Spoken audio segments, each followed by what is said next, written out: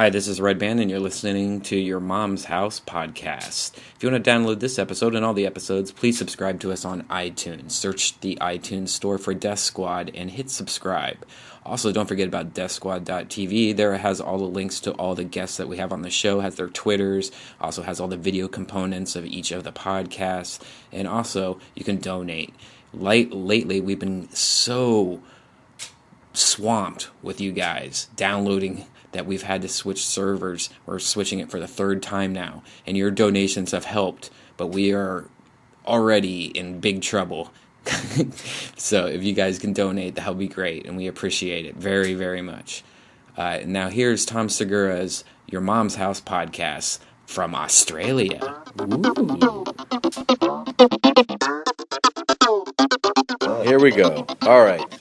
We're rolling another episode of Your Mom's House from Momstralia in Melbourne. I'm the only mommy here, but I have a wonderful guest with me. My other partner in crime for the last 2 weeks, Mr. Moshe Kasher, who says that I come pretty good to pronouncing his name the way I'm supposed to. Is that not correct? Yeah, you're pretty much sticking it, yeah. How are you supposed to say it, though? I don't want to confuse the listeners at home, but it's just, you just call it Moshe Kasher, but, I mean, there's a subtle, like a real person would pronounce it. A real person. Yeah, like a Jew. Right. That's what I mean when I say real person. Right. Would say, like, Moshe. Do you hear the subtlety of that? Yeah. It's at the end. Moshe? Yeah, yeah, kind of Moshe. Damn, man, your eyes are really nice. I've never seen in this light. Yeah, I got really pretty eyes. Your eyelashes, too. Yeah, I'm straight up gorgeous. What?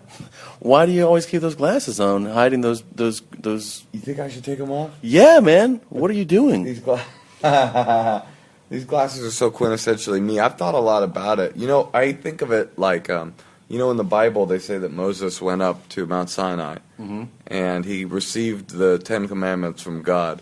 And when he came down, he had to wear a mask because the information that he had received and the proximity to God was so intense that he had like crazy beams of light like shooting out of his countenance, and that if he had come down with his regular face, that it would have blinded the people and they wouldn't have been able to see him. So he came down wearing a mask with the Ten Commandments, which is kind of an interesting image, like Moses in an iron mask with 2 stone tablets. So I've always thought like that about my glasses. Like, if I were to not wear my glasses, the beams of fine coming off of me would be so overwhelming to women that they wouldn't know what to do.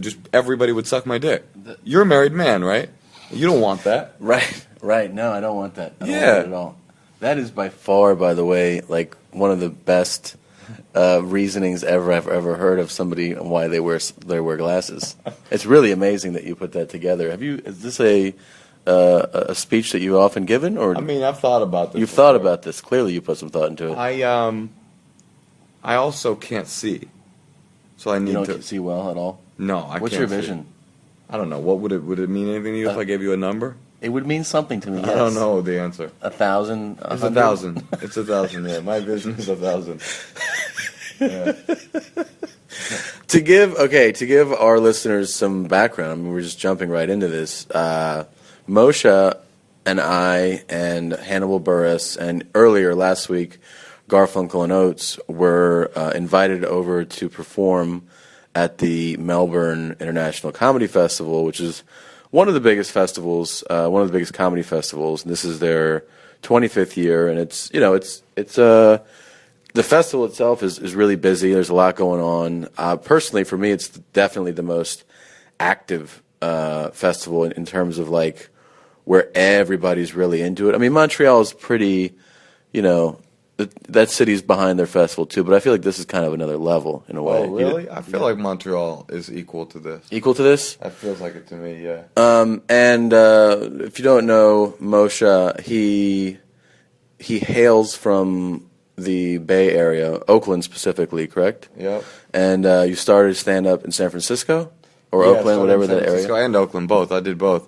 We were talking about earlier this week about doing black rooms, and when you first started, like you used to do that, right? Yeah, I definitely did much more, and I also I did weeks with black acts who, Right.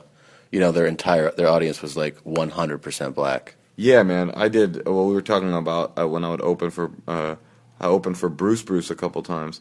Not everybody, probably your listeners, maybe don't even know who Bruce. How many listeners do you have? I don't know. I don't know, if but I want to waste this story on your podcast. No, I'm do just it. kidding. I'm totally kidding. But I opened for Bruce a couple times. Back when I was first getting started, I was hosting, and they wanted a white host for some reason. I think they just wanted to get any awkwardness of the show out or something. Yeah. And the fucking Bruce's middle act was a guy named Black Boy. Oh yeah, I do remember. This is amazing. Okay, Yeah. so you're emceeing. So I'm emceeing, and Bruce Bruce's is the crowd. headliner, and- Bruce is kind of like he's like a semi-clean, but very good, but very charming kind of. Basically, the point is that he brings a crowd that is all black, mostly conservative black people, kind of like, working class to sort of upper middle class black. So they're very conservative, churchy kind of black people. They're already unclear why I'm there when I come on stage. They're like, who's this white boy? Why is he telling his ridiculous jokes? And then at the end of my almost bad 15-minute set, I'd be like, all right, well, that's my time. Ladies and gentlemen, say hello to your featured performer this evening, Black Boy. And nobody would know that the dude's name was for real Black Boy. Yeah. And I would just fucking say his name and beeline for the back of the club, just like run away and hope that he would take care of everything. What an interesting name for a comedian. Like, we were talking about that too with Hannibal that morning of black acts who adopted just absurd stage names. well, I was thinking it felt to me every night like I was saying, like, ladies and gentlemen, that's my time. Say hello to your featured performer, Watermelon Chicken Man. Right. Well, and they're actually there's a performer named Food Stamp. Food Stamp, Damn Fool, Scruncho, Shucky Ducky, Hamburger. Hamburger. Oh, there's a lot. I mean, there's a lot. There's a dude there's an Indian performer in San Francisco named Kabizi. I know that guy. You know Kabizi? Yeah. I think he's going by Kabir Singh now. When I worked with him, which was not too long ago, he opened for me on a show. Yeah. He was like, "Yeah, I'm gonna go." I think he was middling, and he was telling the MC, he's like, "All right, so bring me up as Kabizi." Nah, just bring me up as Kabir. And I was like, "You haven't chosen a name yet? Like you're going back and forth between names?" Well, first of all, Kabizi. I mean, I'm not trying to talk shit, but the whole easy thing is going to go out of style anyway. Right. Like eventually, that's what happens with these kind of like nickname things is that they become dated. It's like nobody will ever remember that people used to go for Sheezy. Yes, It's and then it'll just be like, why are you called Kabizi? Like, right.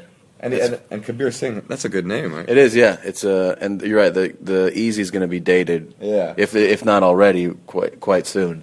Yeah, like I used to when I first started comedy. I called myself Schmendel, the Moyle of comedy, and I would come out. I had a big bag full of like circumcision tools and stuff, and I would make tons of circumcision jokes. And at the end, I'd bring this baby out of the bag, like a fake baby, and I'd just suck the baby's dick. Right, and then it would just ejaculate Kedem grape juice all over me. So I'd just be dripping in purple juice and baby cum, Yeah. How'd that go over? I mean, I definitely brought me to where I am today. I gotta say, just you saying this right now highlights to me one of the things that had stood out to me the most in Australia, and that is just you going to those places right now is so American, and I realize how American it is to go like over the line and like 100%. There's an article that came out today about political correctness in Australia, and I got cited in it. Yeah, interesting. From my opening night joke, and I was just actually it made me think of basically the opening night.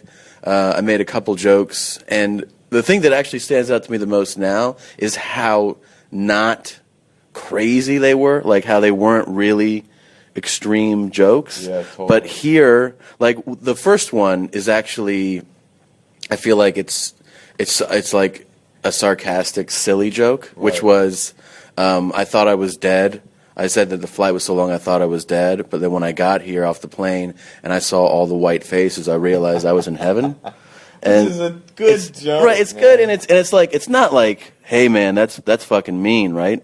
Like that's crazy that you would go there. Yeah. It's it's kind of light. It's funny, but like that is cited in the newspaper article, and I was like, wow, they really are like like that joke. People wouldn't blink at in the States. They'd be like, oh, he's making a joke because of how white our city is. That's the joke. Man. And it's like, I will say, I am not a jingoist. I don't give a fuck about America. I'm not even really that into America, like sort of on a theoretical level. You know, people like, greatest country in the world. I could give a fuck about it. Yeah. But people in other countries are such bitches.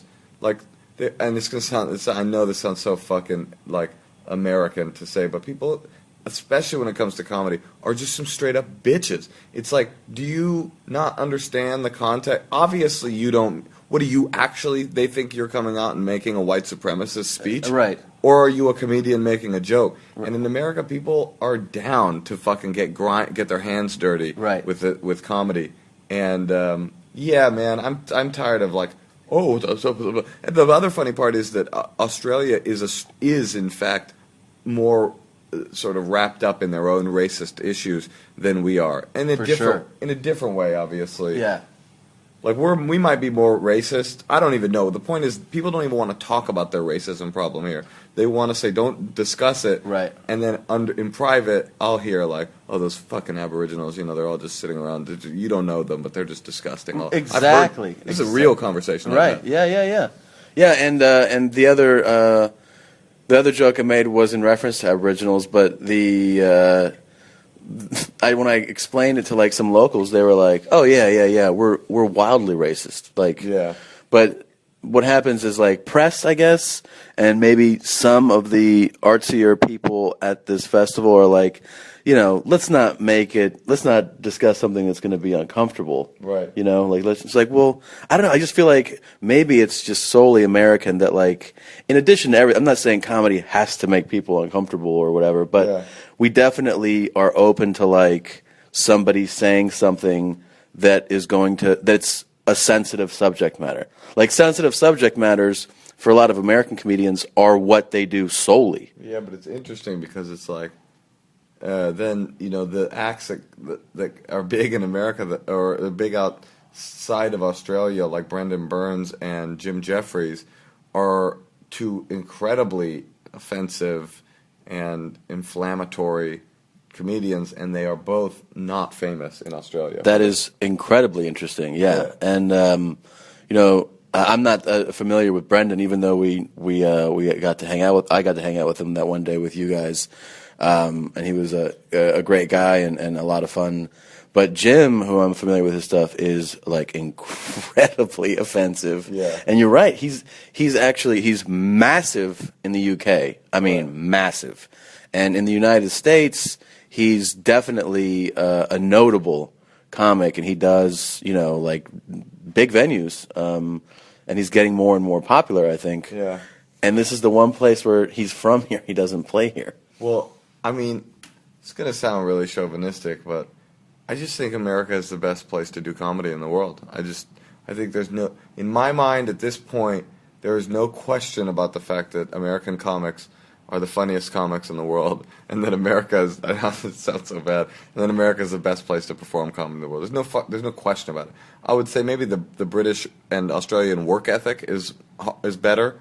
They write more, they do more. They are probably more dedicated to their craft than American comics are, because American comics will kind of skate on really strong material for 5 years, Yeah. I mean, really, Sure. I have jokes in my act that are 4 years old.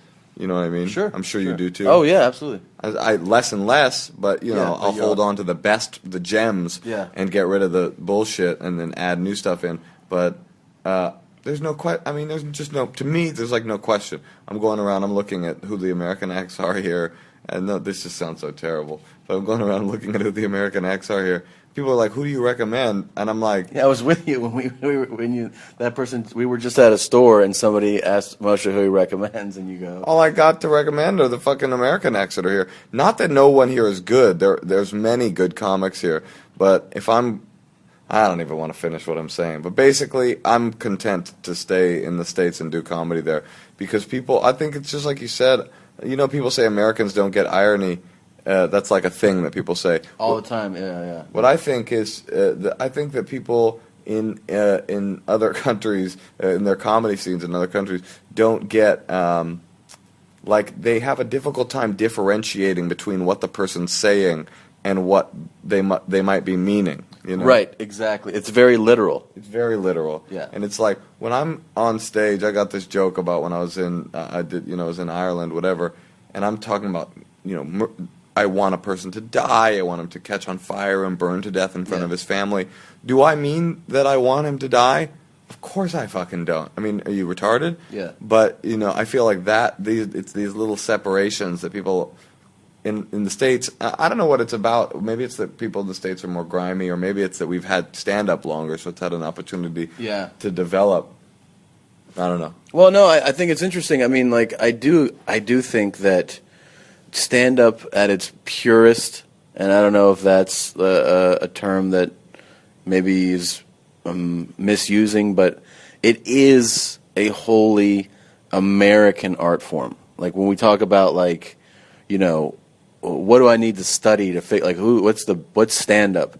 You essentially. I mean, this is subjective, and people could disagree, but you're going to list American guys. Whether you're talking about where it started, where it came from, who's the best, who developed it. You talk about, Lenny Bruce or Dick Gregory or Richard Pryor or George Carlin, and then all the way up to today, who's holy shit, this is how you do it. And then we get into today to Louis C.K. Yeah, and I mean, they are American, but there are great. Who are the greatest stand-ups who come from other countries? Maybe Eddie Izzard, I would say, is probably one of my favorite stand-ups of all time. Billy Connolly. I don't know his work very well, but he's the most famous. Yeah, he's really highly regarded. Yeah. The most famous. Who's the most famous Australian comic of all time? The most famous Australian comic, I guess I don't know. I feel like a fool actually even attempting to answer that. Right. I know that in the country, it's Arj Barker. That's right. I guess Carl Barron, is that the guy's name? He's the biggest act in Australia right now. Yeah, but I don't know if he's the biggest ever. I don't know either. But yeah, I mean, right. So the big acts, almost all of the big acts that have made it internationally are British, and I would say the British have probably the most happening.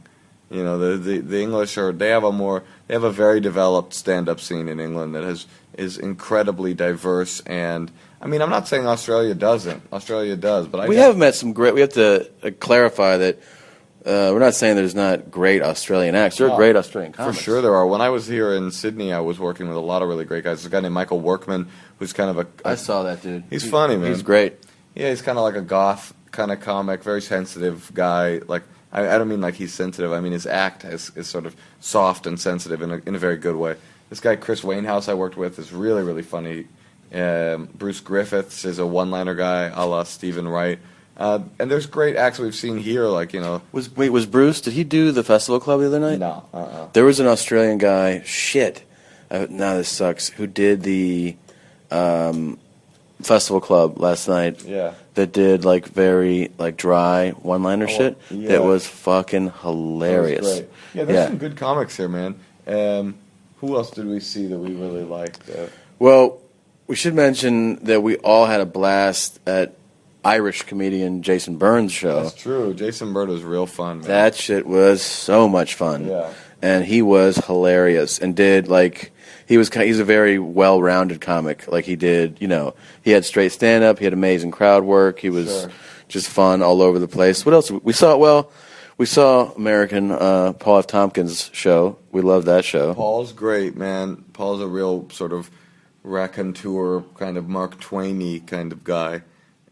His act really does smack of Mark Twain, If you're going to smack of anyone, it's who your influences. If you can say Mark Twain, I don't know if Paul would say that, but it's just he really is a storyteller, a gentlemanly kind of storyteller.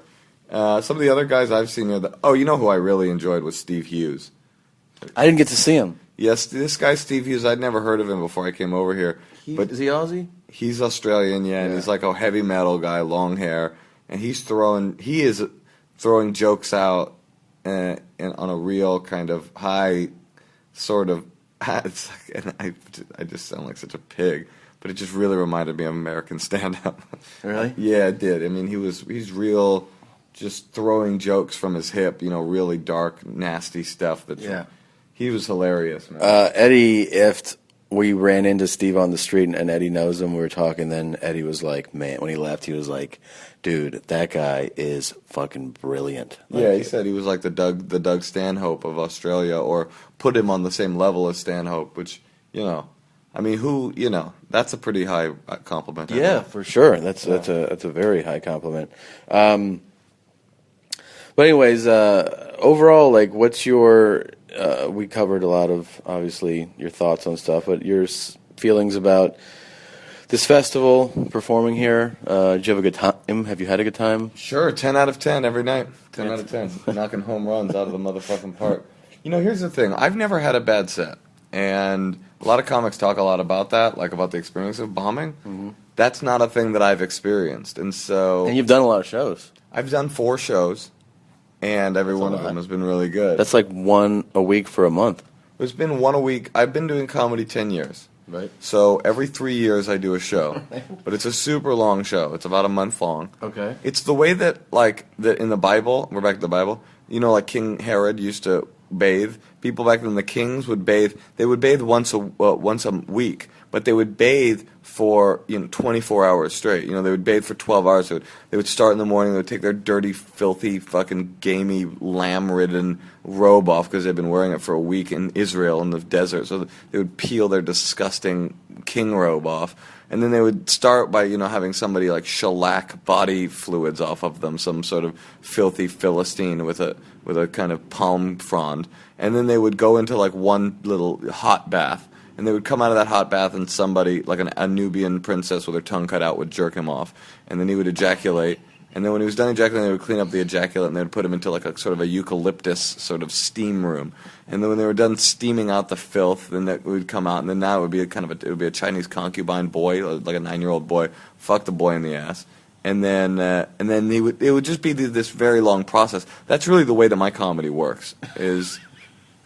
You have a very simple road of getting there. That's what I like. That's laid out for me. Like, that's how you do it. This is the way. This is the way to do it. American style, layered American style. Yeah. We jumped ahead to the wonderful time we're having here. We have had a good time. We've had some good meals. I fucked up, by the way, by not taking your guys' advice and trying that coffee until today. Oh, that shit was by far the best fucking coffee I've ever had. Oh, ever had? Yes. Oh, that shit was amazing. Yeah, Melbourne is like, I guess, a coffee town. Did you know that before you got here? No, I didn't, but I'm from San Francisco, which is also sort of a coffee town. Yeah. L.A. tries to fancy itself a coffee town. I don't know if it really is. No, this shit's phenomenal. These cafes are good, man. They're good, and I'm going from here to Portland, which is also a coffee town. You're lying. Am I lying? You are lying. You're not going from here to Portland. I'm going from here to Sydney. Right. And then I'm going home to Australia. To Oakland for 2 days, and for Passover, another thing from the Bible. And then I'm going to Seattle. Jew. I'm a Jew. Yeah. Then I'm going to Seattle. Actually, one of the reviews I read, it was just somebody talking shit, was like, yeah, Kasher's act relies mostly on 2 concepts: that people think he is gay, which he is not, and that he is Jewish, which he is. I was like, all right, touche. Anyway. My favorite one for me, by the way, was somebody ended the review was, he's good, but not that good. I was like, oh, man, why did you have to qualify it like that? I've stopped reading all this stuff. No. It's just fucking retarded. Yeah. But then I'm going to Portland to the Bridgetown Comedy Fest. I'm going to Seattle. I'll be at Chop Suey on 420. That's where you're going to do a show? Yeah. Okay. At a club called Chop Suey in Seattle on April 20th. Let's go back a minute. I want to go back to, because we got ahead of ourselves. How did you start doing stand-up? And, like, when and all that? I started stand-up in September 11th, 2001. There was an attack on the World Trade Center. And 9/11? Yeah, 9/11. Right. and it's a day that I won't ever forget. Uh-huh. Oh, no, I'm sorry. That has nothing to do with it. Oh, okay, okay. I don't know why I brought that up. Okay. But Uh-huh. the summer of 2001, June 11th. June 11th. No, at some point I was studying theater and writing plays. I was writing plays before I did stand up, and I would cast you as a playwright. You have a good playwright look. yeah. So I was doing that, and I was acting and stuff, and actually I was ready to leave acting behind for a long time. I was like kind of over it. And then I got into playwriting. I was like, oh, this is like what I want to write. And then I went to back east in the summer, and my friend Chelsea Peretti. Do you know Chelsea? I know of her. I'm not friends with her. Chelsea's a stand-up, and we went to junior high together. And I was in New York visiting, and I saw Chelsea doing stand-up. We were hanging out, and she's like, I'm going to do this spot. And so I went and watched her do stand-up, and I was like, oh, shit, this is the thing. This is the mix. This is the plays and the acting kind of in one. Yeah. And so I've told the story so many times, but so she was coming back to Oakland that August, I think. And I was like, okay, well, I'll have written 5 minutes of material by the time you get to Oakland, and then we can go do an open mic together. So she did, I did, we did, and the rest is history. Really? Yeah. So she's very much a part of your getting into this. No doubt. Yeah, no, Chelsea is for sure And for those not familiar with Chelsea, she's obviously a stand-up, a well-liked and regarded stand-up, and also a writer as well, right? Yeah, she writes on Parks and Rec, and she wrote on the Sarah Silverman program, and she just had a Comedy Central Presents this last season, just like you, Tom, and she's hilarious, a great comic, and one of my best friends. All right, so for everybody who doesn't know Chelsea Peretti, go check her out. She's awesome. So then how long do you stay in San Francisco before you go to L.A.? I moved to L.A. in October 2 years ago. So this October it'll be recently. Yeah. So this October it'll be 3 years. Was it? I always wondered because I'm way different. When people ask me like, "Hey, where did you start stand up?" Yeah. I started in L.A. and that always blows people. They're like, "Why would you do that?" And I always tell them the truth, which is that I didn't know any better. Right. Like I was just too naive to know that. But I always recommend to people, like I recommend to young comics when I'm working in a city. I always recommend to them, get good where you are and then move. Yeah, for sure. And that's essentially what you did, right? You waited until you're like, I have these at least decent chops before I move there. Me was I started really, really good. Right.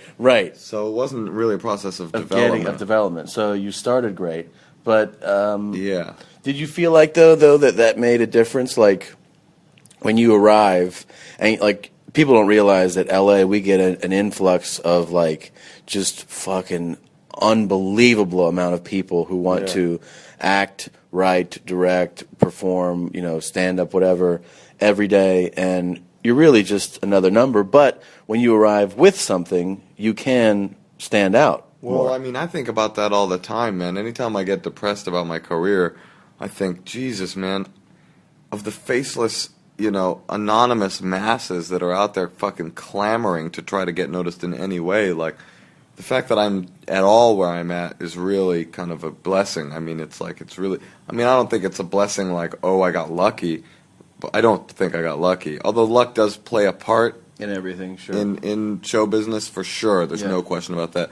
And in some ways, I got lucky. But I think about luck won't do you any good if you're not putting your money down on the roulette table. Yeah. And it's like, so in this analogy, putting your money on the roulette table is developing a skill set. As in, so the money that you have to bet is the skill set that you developed. And so when you come to LA with a lot of money, a lot of cachet that you can put down on the table and bet, you have a really high likelihood of hitting a jackpot at some point. If you come to LA with nothing and you start betting right in that moment, you're gonna fucking go bust. And people like you have a harder road ahead of them because they a lot of the times what happens is that, somebody will start in LA and they'll go up on stage in their first 6 months, and then the head of development at Comedy Central happens to be in the audience and go, oh, okay, so that guy sucks. And then 2 years later, you're like, oh, I'm good actually now. And they're like, nah, I think you suck because I saw you.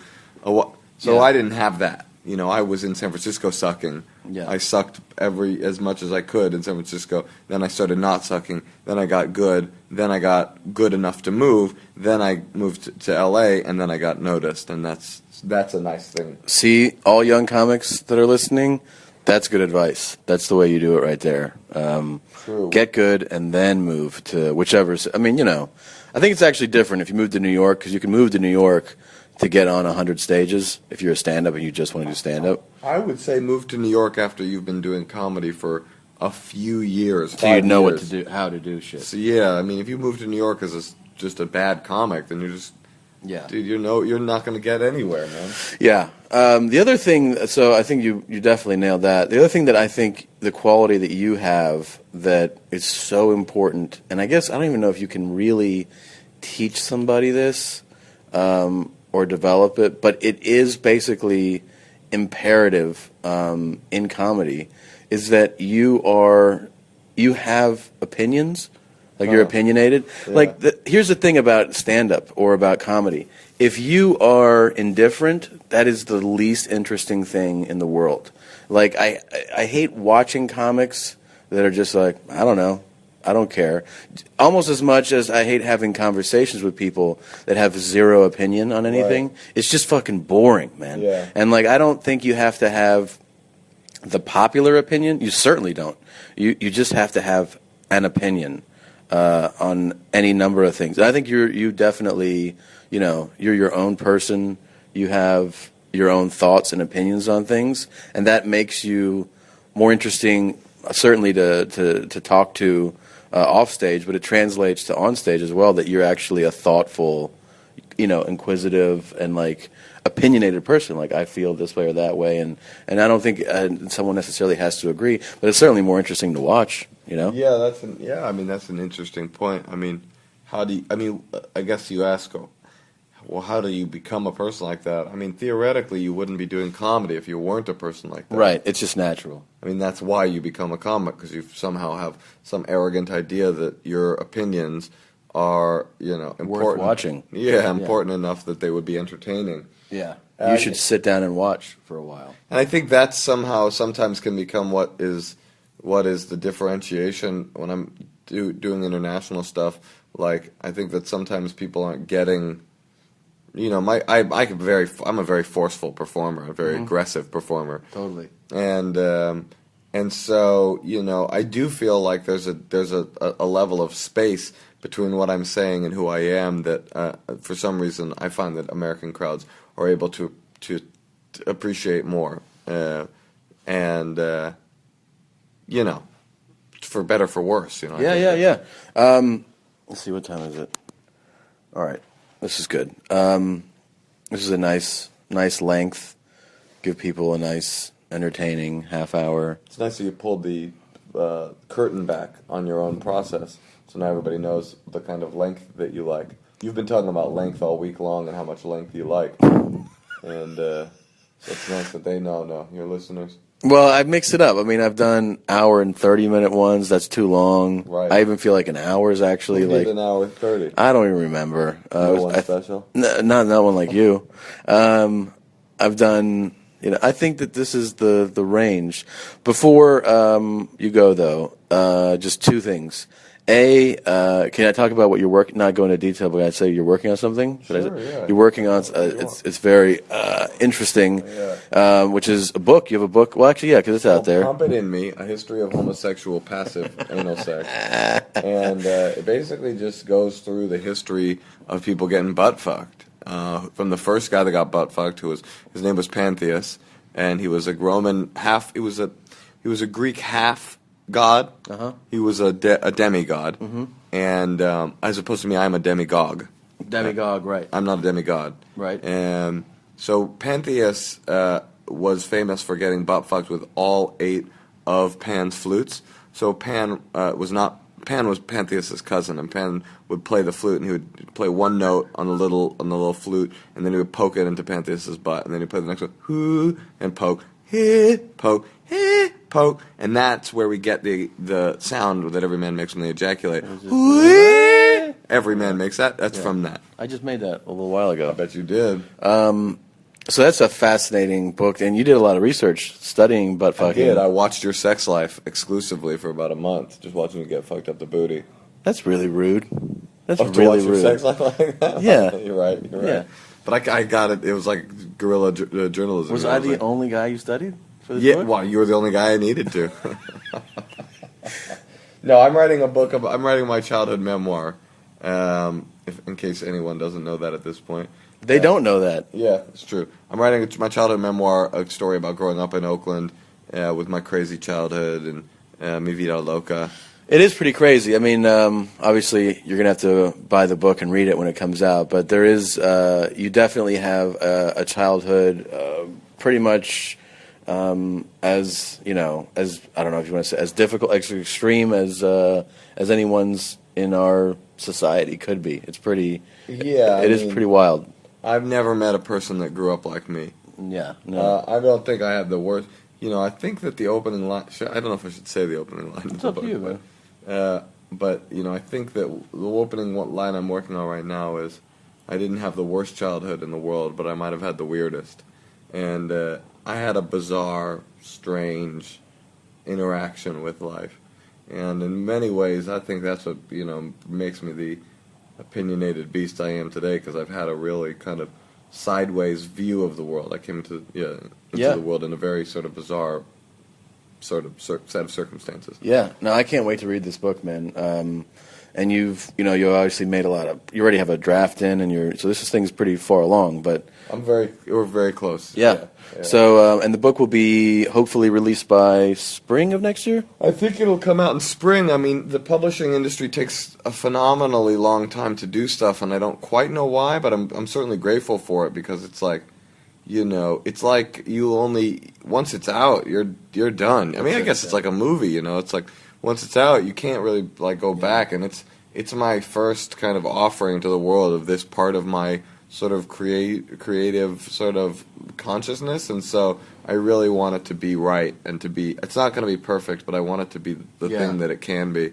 Well, I think it's great too about writing something like you're writing is that you're extremely vulnerable when you essentially confess, all these stories and feelings and emotions, right? Which it can be, I imagine, pretty scary.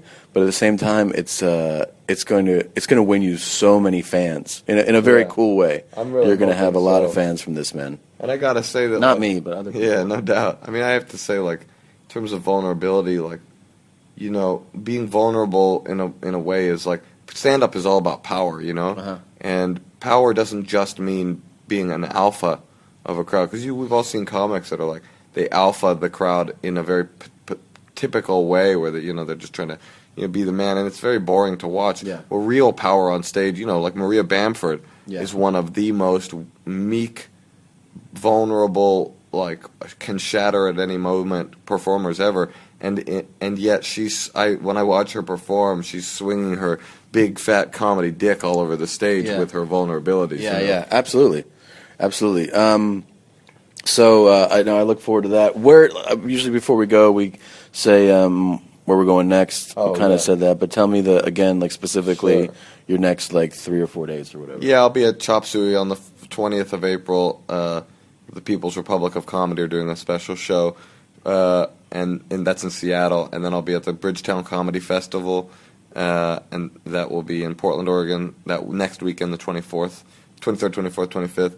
And then this summer I got a bunch of dates. I'll be at Acme Comedy Company in Minneapolis at the end of June, and I'll be at what's the one in Indiana? Crackers? I'll be at that downtown Crackers, and I'll be at the Ann Arbor Comedy Showcase. Bunch of stuff. Nice. So you got all that going on. You can check out Moshe on his website, which is moshekasher.com, and his Twitter is at Moshe Kasher. Yeah, follow me on Twitter, everybody. I got tweets that you need to be reading. You do. You're good Twitter, man. You're a good tweeter. Oh, I've been busy today, actually. Have you? All right. I got. Let's see. Although I added Sal's Comedy Hole in L.A. April 14th, which is next week. So I'll be there. Logan? No, this is a different one. But yeah, come check that out, and then off to Florida, and a couple more. I don't know on my site. You'll see it there. All right. Thanks, Moshe. I had a good time with you, man. Thank you, man.